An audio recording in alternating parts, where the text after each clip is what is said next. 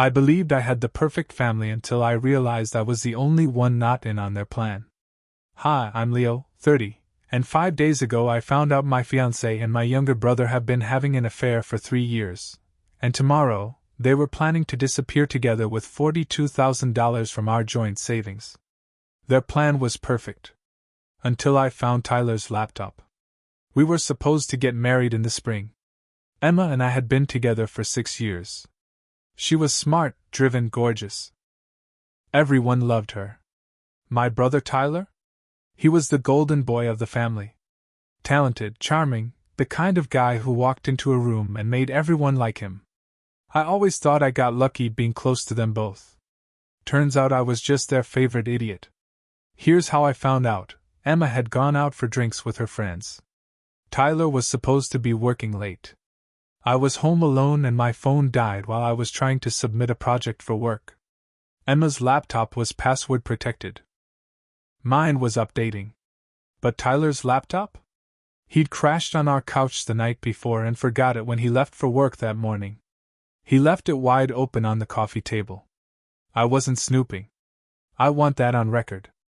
I opened it to use Chrome and check my email. But his iMessage app was open. The last message preview just said, "I can't wait to wake up next to you every day." It was from Emma. At first, I thought it was some mistake. A joke. Something stupid. But then I clicked. And my world turned inside out. 3 years. 3 years of messages. Flirty, explicit, emotional. Dates. Trips. A hotel in Chicago I thought she'd gone to for a work conference. She went with him. They had a folder. Labeled. Costa Plan. Costa Rica. They were moving there. Tomorrow. They'd already booked the flight. 6:45 a.m. Non-refundable. Paid for with our savings account. $42,000 gone. I sat there on the couch staring at the screen. Then I ran to the bathroom and puked. I couldn't breathe. Couldn't think. It was like someone had taken a baseball bat to the back of my skull and I was still standing on autopilot. Then something inside me snapped. I wasn't going to confront them. Not yet. Not while they were smiling in my face and sneaking around behind my back. Not while they thought they were about to get away with it. I took screenshots. Every message. Every picture. Every calendar reminder. I copied everything onto a hard drive. I printed out flight confirmations and bank transfers and even one screenshot where my brother literally texted, "He's too trusting. This'll be easy."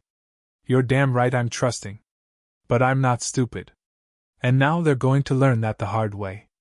The next morning, I woke up before Emma. She was curled up next to me like she hadn't just shattered my entire existence behind my back. Her arm was draped across my chest, and I had to fight the urge to shake her off and scream. Instead, I kissed her forehead. "Coffee?" I asked. She mumbled something about hazelnut creamer and went back to sleep. I got out of bed, grabbed my keys, and drove straight to the bank. First stop, freezing the account. I played it cool with the banker, a guy named Daniel who looked like he'd rather be anywhere else until I started asking about joint account protocols. "I just want to add a dual authorization requirement," I said. "Any withdrawals over $300 need both parties present." Daniel raised an eyebrow. "Is everything okay?" "Just being cautious." I lied smoothly. "We've got a wedding coming up, and I don't want any accidental spending sprees." He chuckled. Smart man. He had no idea. Next, I met with my friend Margot, who, God bless her, is a divorce attorney, and a vicious one. I laid it all out for her over 2 burnt coffees and a pile of receipts. "You're not even married yet," she said after going through the screenshots. "You don't need a divorce lawyer. You need a goddamn PR campaign. Tell me how to make sure they don't touch that money." I said. "Already done," she said. "You froze the account." Smart. Now document everything. Every conversation. Every move. "You said they leave tomorrow?" I nodded. "Then you have one night to ruin their honeymoon." That night, Emma came home and acted like nothing was wrong. We made dinner together. She laughed at a stupid TikTok. She kissed me. She asked if I wanted to go hiking this weekend. I said, "Sure. Let's plan something fun after this big work deadline." She smiled like we were the happiest couple in the world. I wanted to scream. I wanted to cry. But I smiled back. "Actually," I said as she poured herself some wine, "Tyler called. Said he wants to grab lunch tomorrow. Just the two of us. Says he hasn't seen me in forever." Her wine glass stopped midair. "Oh," she said. "Cool. Cool?" She was rattled. Just a flicker. But it was enough. And that's when I knew. Tomorrow, I wasn't just going to confront them. I was going to destroy them. I didn't sleep that night. I lay there listening to Emma's breathing, staring at the ceiling, planning every word, every move, like I was staging a damn heist. My heart wouldn't stop racing, but it wasn't fear anymore, it was adrenaline. At 5:45 a.m., her alarm buzzed. She groaned. "Ugh! Why did I set it that early? Didn't you say you had errands today?" I asked. She blinked. "Right, yeah? I'm meeting Mia. Early yoga class." "Mia, huh?" Bold. I nodded like I believed her and rolled over, pretending to fall back asleep. She showered, dressed quickly, grabbed her tote bag, and left. 15 minutes later, I was in my car, following her. She didn't go to yoga. She drove across town to Tyler's apartment, where he was already standing outside with 2 suitcases and a beach hat that made him look like a rejected member of a Jimmy Buffett cover band. They kissed. Right there on the sidewalk. I felt sick and vindicated at the same time. They loaded the bags into her car and headed straight to the bank, the one downtown that opens early on Saturdays. The same bank I'd already been to. I parked across the street, phone in hand, recording as they tried to withdraw the money. It was almost too good. Tyler was first back out. Furious. He was pacing. Emma followed 5 minutes later, equally pissed. They argued on the sidewalk, waving their hands and raising their voices. People were staring. My phone buzzed. "Tyler. Bro, I need you to come to the bank. Now. Something's wrong with the account." Emma. "Babe, please call me when you get this. It's important." I waited 5 full minutes, then texted back. "Meet me at Mom and Dad's. Both of you. Now." They didn't argue. And this was the part I'd spent all night preparing for. My parents were already in on it. I'd gone over everything with them the night before. At first, they didn't believe me. Then I showed them the screenshots. My mom cried. My dad didn't say a word. He just went into the garage and started hammering something, which is his way of not punching a hole in the wall. When Tyler and Emma arrived, the 3 of us were sitting on the front porch, waiting like it was an intervention. "Leo," Emma said nervously, stepping out of the car. "What's going on?" Tyler came around from the passenger side. "Why are they here? Why are you here?" I asked. "Shouldn't you be halfway to Costa Rica by now?" Their faces froze. Tyler opened his mouth. Closed it. "Emma," my mom said quietly, "why don't you tell us what you were planning to do with our son's savings?" Emma looked like she'd been slapped. "Mom! Don't," my dad said. "Don't lie to us." And that's when I handed them each a manila envelope. Neatly labeled. Color-coded. Printed messages. Screenshots. Bank records. Boarding passes. Everything. Emma flipped through hers in silence. Tyler didn't even open his. "You can't just," he started. "Can't just what?" I said. "Defend myself? Call you out? Save myself from you 2 stabbing me in the back for 3 years?" Emma was crying now. Tyler was shaking his head like this was all just a big misunderstanding. And then I dropped the final bomb. "I've already spoken to a lawyer. The account's frozen. The landlord's been notified. Your name's coming off the lease. And oh, Tyler? The car you drive? Still in my name. I'm picking it up tomorrow. Tyler finally snapped. You vindictive little. Save it, I said. You lost the right to play victim when you started banging my fiancé. Emma sobbed. My mom looked like she was going to faint. My dad finally stood up and said, I think you should both leave. And they did. And I've never seen two people look so small. They left in silence. No yelling. No big dramatic meltdown. Just a slam of the car door, and the sound of tires crunching the driveway gravel as Emma drove off with Tyler staring straight ahead like he was trying to disappear into the headrest. I sat on the porch and didn't say a word for a long time. My mom was crying. My dad looked like he'd aged a decade in an hour. Eventually, he just said, You staying here tonight? No, I said. I need to go home. Face it. I don't know what I expected when I walked back into the apartment Emma and I had shared. Maybe her stuff would be gone. Maybe she'd have left a note or a dramatic pile of broken dishes. But no, everything was exactly how we'd left it that morning. 2 coffee mugs in the sink. Her hairbrush on the counter. Her sweater still draped over the back of the couch. I walked from room to room like I was touring a crime scene. Every corner, every item, felt like evidence. The couch where she used to fall asleep on my chest. The bed we were supposed to share forever. The picture of us in Mexico, laughing like idiots, framed on the nightstand. It was like watching a slideshow of someone else's life. That night, she tried to call me 7 times. Left 4 voicemails. The first 3 were crying. The last one was just silence, with a choked whisper of, I'm sorry, at the end. I didn't answer. I didn't delete them either. I just let them sit there, unread and unheard. Like little ghosts on my phone. Tyler, on the other hand? Radio silence. Typical.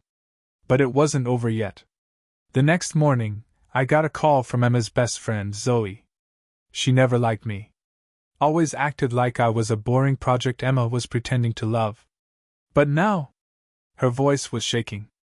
Leo, I just want you to know, I didn't know. About Tyler. I swear. I believe you. I'm so sorry. You weren't the one lying to me for 3 years. I know, but she's a mess. She says she can't eat. She's crying nonstop. She says she's lost you and doesn't know how to live with that. I almost laughed. Like I was the thing she accidentally misplaced. Like I was a damn watch she forgot on the dresser. I appreciate the call, I said. Really. But I don't think there's anything left to say. That afternoon, I went to the leasing office, removed her name from the lease. Changed the locks. Opened a new bank account. Bought a new bed. That night I slept alone. And for the first time in a week, I actually slept. The next week was surreal. Emma's stuff was gone by Tuesday. She must have come while I was at work, took her clothes, her books, her favorite frying pan, even the goddamn scented candle I hated. She left the engagement ring on the kitchen counter in a tiny velvet box, like some sad punctuation mark at the end of a 6-year sentence. I stood there staring at it for a long time before I dropped it into the junk drawer between the duct tape and expired batteries. It belonged with the other useless stuff. Tyler, meanwhile, had been officially exiled. He didn't try to contact me. Didn't text, didn't call. I heard through my dad that he'd moved in with a friend from work. Not Emma. Apparently, paradise fell apart once the bank said no to their little Costa Rica fantasy. Figures. They were great at sneaking around but terrible at facing reality. On Friday night I got drinks with Margot. She asked if I was okay. Not even a little, I said, raising my whiskey. She laughed. Good. If you were okay after all that, I'd worry you were a sociopath. We drank. We vented. I showed her a photo of the new couch I'd ordered. Damn, she said. It's almost like you're building a whole new life. Working on it. That weekend, my parents came over to help repaint the walls. My mom kept asking if I wanted to talk about feelings, and my dad offered to help me, accidentally, back Tyler's car into a tree. I loved them for that. Sunday evening, I sat on my balcony, drank a beer, and just breathed. For the first time in a long time, my chest didn't feel like it was wrapped in barbed wire. There was pain, yeah, but there was also relief. A tiny flicker of hope buried underneath all the ash. Then, on Monday morning, it happened. I ran into Emma at the grocery store. Because of course I did. I was in the frozen food aisle holding a bag of pizza rolls. She was at the other end, holding oat milk and looking like she hadn't slept in a week. Her eyes met mine and widened. She froze. I didn't. I walked right past her. "Leo," she said, quiet and broken. I stopped. Turned. Looked at her. "Don't," I said. Can I say something?" I stared at her. At the woman I almost married. At the woman who burned it all down. "You said enough," I replied. Then I walked away. And didn't look back. It's wild how quickly people disappear when their secret implodes. A month after I walked past Emma in the frozen food aisle, she moved out of the city. Her Instagram went quiet, except for one vague story about starting over and personal growth, which was code for everyone hates me now, and I need a fresh zip code. Tyler got fired. Turns out, when your job is sales and your life becomes a public scandal, clients start to lose confidence in you. My uncle, who got him the job in the first place, called my dad and said, "He's become a liability." I had no choice. Nobody felt bad for him. Not even my mom, who usually apologizes when she swats a fly. They didn't even last 2 weeks after the bank fiasco. Apparently, they blamed each other. She said he should have checked the account earlier. He said she got too greedy. They fought, screamed, broke a lamp, and that was it. Poetic, really? Meanwhile, I was building my own version of a comeback montage. New couch. New playlist. New gym routine. Margot even convinced me to go on a date. "I'm not ready," I told her. "You're not marrying her," she replied. "You're just eating tacos with someone who isn't your brother's mistress." Fair point. Her name was Dani. She worked in marketing, had a nervous laugh, and talked with her hands like every thought was a bird trying to escape. She didn't ask about Emma. She didn't need to. I think she could just tell I was someone still dragging a suitcase of emotional shrapnel. We had fun. It didn't go anywhere, but for the first time in forever, I didn't feel like a man-shaped bundle of rage and betrayal. One night, I found myself rereading one of Emma's old voicemails, the long one, the quiet one. I don't know why. Maybe I was looking for closure. Maybe I wanted to hear if she sounded sorry enough. She didn't. All I heard was someone mourning the consequences, not the crime. I deleted it. All of them. Gone. Tyler tried to text me a few weeks later. A pathetic, "Hey man, I messed up. I'm sorry." I blocked his number without replying. And that was the day I realized something. I wasn't broken anymore. Bent? Sure. Bruised? Definitely. But not broken. Not even close. It was late September when Emma showed up again. At my parents' house.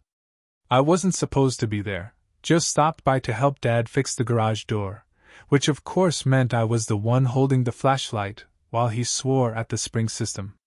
We heard the doorbell. My mom opened it. And there she was. Emma. In jeans, no makeup, holding a manila envelope like she was auditioning for a Guilt commercial. "Hi," she said. Quiet. Shaky. My mom didn't say a word.